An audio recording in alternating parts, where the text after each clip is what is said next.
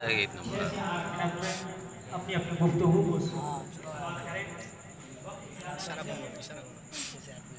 अब मैं एक ऐसे खतीब निशान को दावत सुखन दे रहा हूँ जिनसे मेरी मुराद, जिनसे मेरी चाहत नवाजुल मदीन है।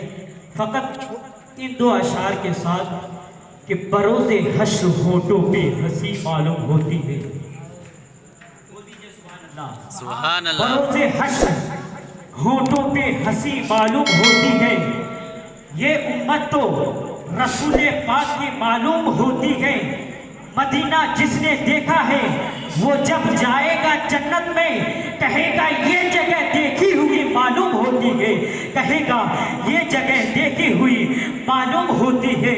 नजर को बख्श दो ऐसा असर गरीब नवाज, नजर को बख्श दो ऐसा असर गरीब नवाज। नजर उठाओ तो आओ नजर गरीब नवाज। और जब मैं पुलसिरात से गुजरूं तो इस तरह गुजरूं कि इधर फरीद खड़े हो उधर गरीब नवाज, इधर फरीद खड़े हो उधर गरीब नवाज। अब आइए जनाब पहुंच चुके हैं।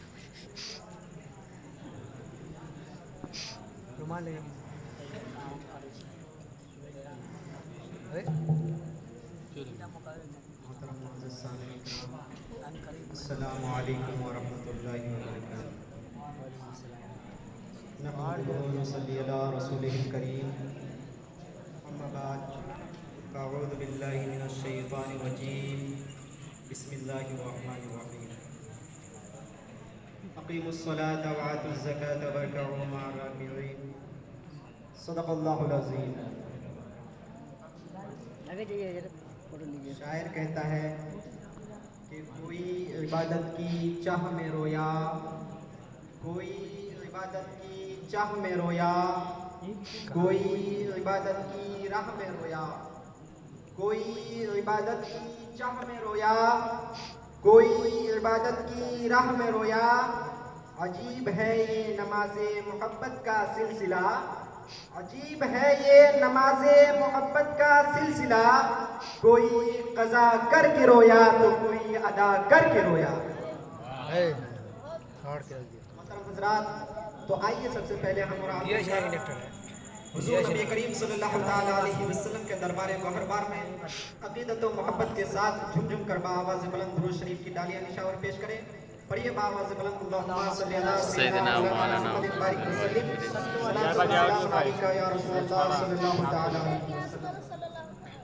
मोहतरम हज़रात, मैंने अभी अभी जिस आयत मुक़द्दसा की तिलावत करने का शर्फ हासिल किया, अल्लाह तबारक व तआला कुरान मुक़द्दस में इरशाद फरमाता है अक़ीमुस सलाता व आतुज़ ज़काता वरकऊ मअर राकिईन, यानी नमाज कायम करो, ज़कात दो और रुकू करने वाले के साथ रुकू करो।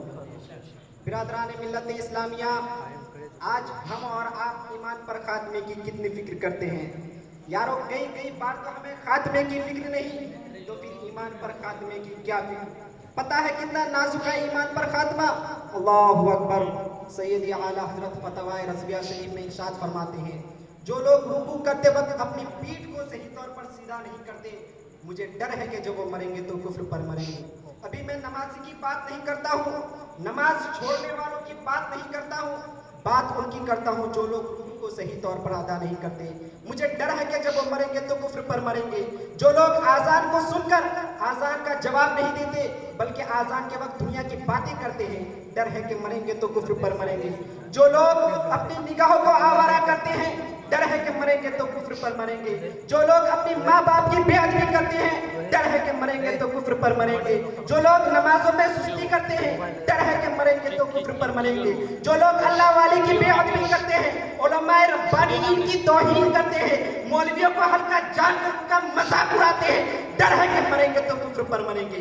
बहुत सारी अलामतें हैं बुरे खात्मे की, जिससे बुरे खात्मे का अंदेशा है, जिससे बुरा खात्मा हो सकता है। अल्लाह वाले की बेअदबी करना, उलमाए रब्बानीन की तौहीन करना, मौलवियों को हल्का जानकर उनका मजाक उड़ाना, माँ बाप की बेअदबी करना, लोगों की हक तलफी करना, ये वो सारी वजूहातें हैं जिससे बुरे खात्मे का अंदेशा है, जिससे बुरा खात्मा हो सकता है। मेरे प्यारे आका को गारंटी नहीं दी है कि यकीनन तुम्हारा खात्मा ईमान पर फरमाएगा, बल्कि तुमको आगाह कर दिया गया, या अय्युहल्लज़ीना आमनू तक़ुल्लाह हक़्क़ा तुक़ातिही वला तमूतुन्ना मुस्लिमून। ए ईमान वालो, अल्लाह से डरो जैसा कि डरने का हक है, और जब तुम मरो इस हाल में रहो कि तुम ईमान पर रहो, तुम इस्लाम पर रहो। मेरे प्यारे आका अलैहिस्सलाम के प्यारे दीवानों, इस इनाम मुकाबला के मौके पर मैं आपको ये पैगाम देना चाहता हूँ कि हर मुसलमान ईमान की फिक्र करे, ईमान पर खात्मे की दुआ करे। और सरकार वैसे पाक फरमाते हैं जो लोग ईमान पर खात्मे की फिक्र नहीं करते, मुझे डर है कि वो काफिर होंगे। इसलिए फिक्र करो ईमान पर खात्मे की, और उन आमाल से बचो जिससे बुरे खात्मे का अंदेशा है, जिससे बुरा खात्मा हो सकता है। और जो चीज़ बुरे खात्मे की तरफ ले जाती है वो है नमाज का तर्क करना, नमाज का छोड़ना। ये बड़ी खतरनाक चीज़ है। इतनी खूबसूरत मस्जिदें बनाते हैं, बनाना भी चाहिए। अल्लाह के घर से ज्यादा किसका घर इस बात का हकदार है कि वो खूबसूरत बने, इसलिए अच्छे से अच्छा बनाओ। लेकिन रंग और रोगन मस्जिद की जीनत नहीं है, झूमर और खूबसूरत मेहराब मस्जिद की जीनत नहीं है, बल्कि मस्जिद की जीनत तो नमाज के सजदे में है। हमने एक मस्जिद ऐसी भी देखी है तसव्वुरात में, जिसकी छत खजूर के पत्तों की है, जिसकी दीवारें मिट्टी की होती है, बारिश होती है तो जमीन पर कीचड़ होता है, पेशानियों पर लगती है, लेकिन उसके नमाजी ऐसे थे, खुदा की कसम अब वैसे नमाजी नजर ही नहीं आते। उसी मस्जिद को मस्जिद नबवी कहते हैं, जिसका इमाम इमामुल अंबिया थे, जिसकी मुक्तदी सिद्दीक अकबर, फारूक आजम, उस्मान गनी, मौला अली, साद सईद, अबू हुरैरा, जनाब ज़ैद और जनाब अनस जैसे लोग उस मस्जिद के मुसल्लियान थे। आप बताएं तो सही, उनके सजदों का आलम क्या था, उनकी इबादतों का आलम क्या था। और आज मुसलमान नमाज से दूरी, गफलत पर गफलत। अल्लाहु अकबर। अगर किसी मुसलमान से ये पूछ लिया जाए, हाँ वो मर्द हो या औरत, तो अपने बड़े बड़े बहाने और अपने बुरी बेबाकी से कहता है बाबू जितना वक्त मिलता है उसके मुताबिक पढ़ लेता हूँ। वाह रे वाह, तुमको ये किसने कह दिया कि जितना वक्त मिले उसके मुताबिक पढ़ो? जितना वक्त मिले उसके मुताबिक पढ़ो ये नहीं, बल्कि वक्त निकाल करके पढ़ो। इसलिए कि तुम पर नमाज पढ़ना फर्ज है, तुम पर रोजी कमाना फर्ज नहीं है, तुम पर दुकान चलाना फर्ज नहीं है, तुम पर नमाज पढ़ना फर्ज है। जो चीज फर्ज ना थी तुमने तो उस पर मेहनत किया, लेकिन जो चीज फर्ज है तुमने उसको छोड़ दिया, उसको नजरअंदाज कर दिया, उसको तर्क कर दिया। मैं ये नहीं कहता कि रोजी ना कमाओ, कमाओ बिल्कुल कमाओ, मैं उससे रोकने वाला नहीं हूँ, बल्कि हमारा और हमारी फिक्र तो ये है कि मुसलमान कारोबार में इतनी तरक्की करे कि मुसलमान से ज्यादा कोई तरक्की में ना हो। मेरे प्यारे आका फरमाते हैं कि गुर्बत कभी कभी इंसान को कुफ्र तक ले जाती है। लेकिन मेरे भाई, मैं तुझसे ये पूछना चाहता हूँ, तुझे ये सबक किसने पढ़ा दिया कि जितना वक्त मिले उसके मुताबिक पढ़ो?